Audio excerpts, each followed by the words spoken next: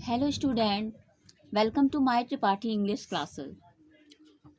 आज मैं जो वीडियो बनाने जा रही हूँ इसी पोएम से रिलेटेड कौन सा पोएम सेंट्रल आइडिया में देगा आपको मैं वीडियो में डाल चुकी हूँ। उम्मीद करती हूँ वो तैयार भी किए होंगे। इंटरमीडिएट को भी मैं जो सेंट्रल आइडिया बताई थी केवल 2 बताई थी, वही दोनों आए थे, और पैरा बेस्ट क्वेश्चन बताई थी वही आ गए थे।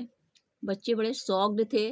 तो उम्मीद करती हूँ कि आप लोग भी विश्वास करते हुए सेंट्रल आइडिया जो मैंने भेजा है फर्स्ट वीडियो में उसको याद कर लिए होंगे। Now I am sending videos related to poem from which question have to come, जिससे क्वेश्चन आना है।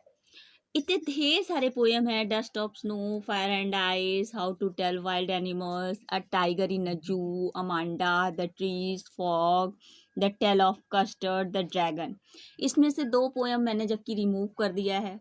इन सारे को नहीं पढ़ना है आपको। पैरा बेस्ट क्वेश्चन के लिए डस्ट ऑफ स्नो के दोनों देखने हैं। फायर एंड आइस के जो भी क्वेश्चन है स्टैंजा बेस्ड, पोएट्स नेम जरूर याद करिएगा। क्वेश्चन ये भी पूछता है कि from which poem the above stanza has been taken, यानी किस पोएम से लिया गया है। तो आप पोएम का नाम लिखेंगे एंड हु कंपोज्ड इट, और उसको लिखा किसने है।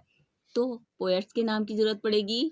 तो कुछ क्लूज बना लीजिएगा जिसको देख करके आप चैप्टर्स पहचान जाए, और पोएट्स नेम तो आपको याद करना ही करना है। वीडियो हिल रही होगी इसके लिए सॉरी, मैं बोल रही हूँ जो बोल रही हूँ उस पर ध्यान दीजिए। तो ये दोनों तो डन है। स्टैंजा बेस्ड बहुत ही छोटे स्टैंजा हैं। इसके अलावा स्टैंजा के लिए आप ट्री तैयार कर लीजिए।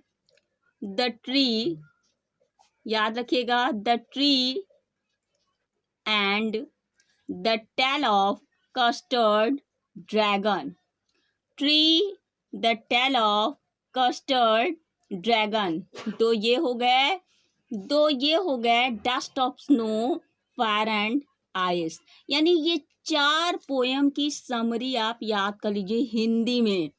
क्यों? क्योंकि आप क्वेश्चन जो दिया रहेगा उसका आंसर आप स्टैंजा की लाइन उतार देंगे, नंबर नहीं मिलेगा।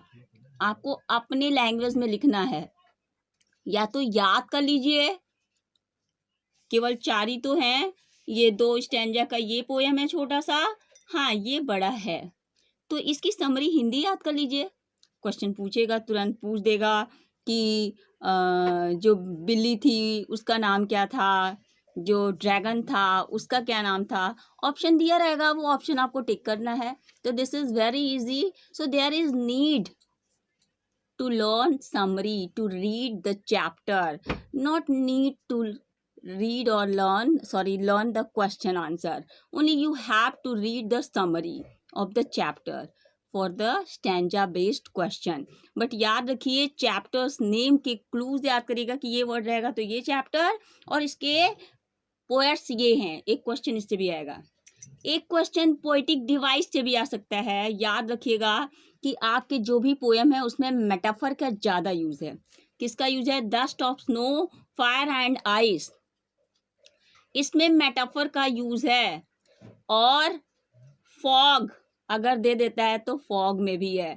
मैंने आपको वीडियोस भेजे थे फिगर ऑफ स्पीच पे, मेटाफर, सिमली पे। दोनों एक ही चीज है, दोनों में कंपेयर किया जाता है। सिमली में एज और सो एज लिखा रहता है, मेटाफर में ये छिपा रहता है। दोनों में फॉग में भी तुलना की गई है बिल्ली की धूत से, मेटाफर इसमें भी है। डस्ट ऑफ स्नो में भी तुलना की गई है, फायर एंड आइस में भी हेट एंड डिजायर से तुलना की गई है। तो these are the poem in which metaphor has been used. So this is the poetic device. If asked you can write. अगर पूछा जाता है तो आप लिख सकते हैं। तो once again dust of snow, fire and ice, the trees, the tale of dragon.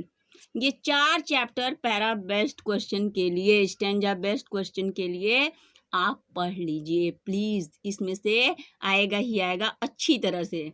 इसके बाद थोड़ा सा, ये तो मेरा 80% से ऊपर का गेस है, हम समझते हैं 90%, बाकी का 10% आप अपने दिमाग से कि एक पोयम और तैयार कर लें, तो 10% अपना तो तैयार कर सकते हैं, राइट? तो इस तरह से 100% आपका क्या हो जाएगा बच्चा, तैयार हो जाएगा। Best of luck for your coming examination. I hope you will do very well in your examination.